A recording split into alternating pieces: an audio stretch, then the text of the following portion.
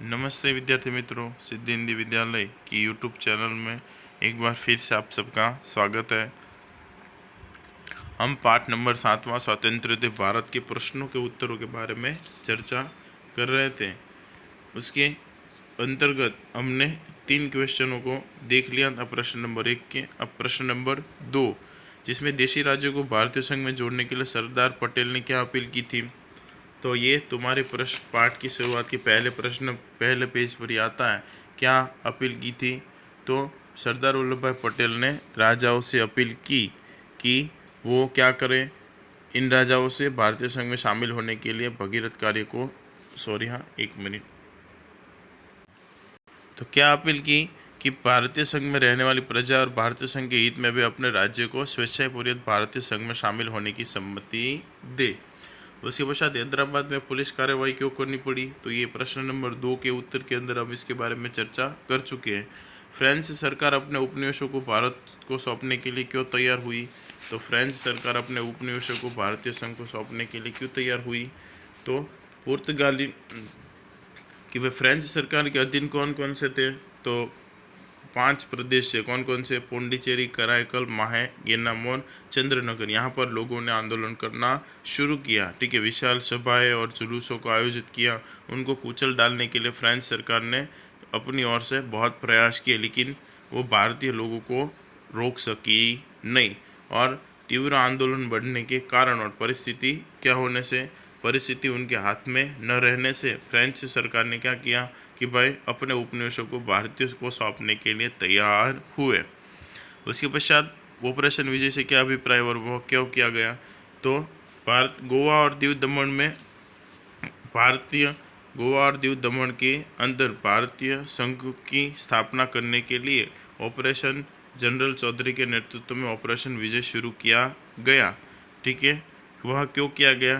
तो वह क्यों किया गया क्योंकि गोवा और दीव दमन के लोगों पर किसका, पुर्तगालियों का अत्याचार बढ़ गया, इसलिए लोगों की सुरक्षा के लिए यह ऑपरेशन चलाया गया। उसके पश्चात है संक्षिप्त में जानकारी दीजिए, टिप्पणी लिखिए। ठीक है, प्रश्न नंबर 3, देशी राज्यों और रियासतों के एकीकरण में सरदार पटेल का योगदान। तो सरदार पटेल का योगदान के उस समय के हमारे तत्कालीन प्रधानमंत्री थे, कौन थे। प्रधानमंत्री और गृह मंत्री थे सरदार वल्लभ भाई पटेल। उन्होंने राजाओं और नवाबों के अंदर देशभक्ति जागृत की और उनको क्या किया गया कि उनको कहा गया कि भारतीय संघ के अंदर वो अपना योगदान दे और अपनी क्या करे, अपनी देशभक्ति जागृत करे। उसके अलावा सरदार वल्लभ भाई पटेल ने अपनी व्यावहारिक बुद्धि की से उन्होंने लगभग सभी भारतीय राज्यों को विलीनीकरण की प्रक्रिया शुरू की। राजा और रजवाड़ों को मजबूत और अखंड समृद्ध भारत की नींव रखने के सहयोग देने के लिए कहा और उनके सचिव वीपी मेनन और उन्होंने दस्तावेज और जैसे थे समझौता का मसौदा तैयार करके क्या किया गया कि भाई इन देशी राज्यों का भारतीय संघ के साथ विलय किया गया। ठीक है, उसके पश्चात भारत का टेक्नोलॉजी के क्षेत्र में विकास। तो स्वतंत्रता के पश्चात भारत का टेक्नोलॉजी के क्षेत्र के अंदर कितना विकास हुआ उसके बारे के अंदर हमने देखा था कि भाई स्वतंत्रता के पश्चात जो वैज्ञानिक थे बराबर doctor Vikram Sarabhai, doctor Homi Bhabha, doctor Ramannan, VP C V. Raman, उसके अलावा श्याम पित्रोड़ा, डॉक्टर एपीजे अब्दुल कलाम। ठीक है, इसके अलावा मेट्रो रेल प्रोजेक्ट सफल बनाने ई श्रीधरन जैसे वैज्ञानिकों, इंजीनियरों, टेक्नोक्रेटों ने योगदानों ने उल्लेखनीय माना जाता है। और ऐसी प्रवृत्तियों की संस्था Indian Institute of Science, Indian Institute of Technology, Indian Space Research Organisation ISRO तथा फिजिकल रिसर्च लेबोरेटरी सहित अनेक संस्थाओं ने क्या क्या किया, अपना योगदान दिया और भारत को विज्ञान और टेक्नोलॉजी के क्षेत्र में विकास किया। उसके अलावा कि भाई स्वतंत्रता के पश्चात जो परावलंबी होने वाला देश बराबर है, वो स्वतंत्रता के पश्चात जिसके अंदर नदियों पर बहुउद्देशीय बांध बनाकर जलाशयों, वैज्ञानिकों ने कृषि क्षेत्र में योगदान देकर टेक्नोलॉजी का विकास करके भारत को कृषि क्षेत्र में आगे बढ़ाया।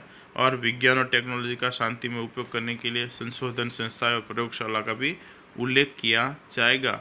और इसमें भारत को विज्ञान क्षेत्र में प्रसिद्ध बनाने में भाभा परमाणु क्षेत्र, उसके अलावा वैज्ञानिकों, इंजीनियर, टेक्नो का संयुक्त पुरुषार्थ द्वारा बनाए गए परमाणु केंद्रों द्वारा ऊर्जा की मांग को पूरा करने में भी हम सफल रहे हैं। उसके अलावा भारत ने GSLV लॉन्च किया, बराबर।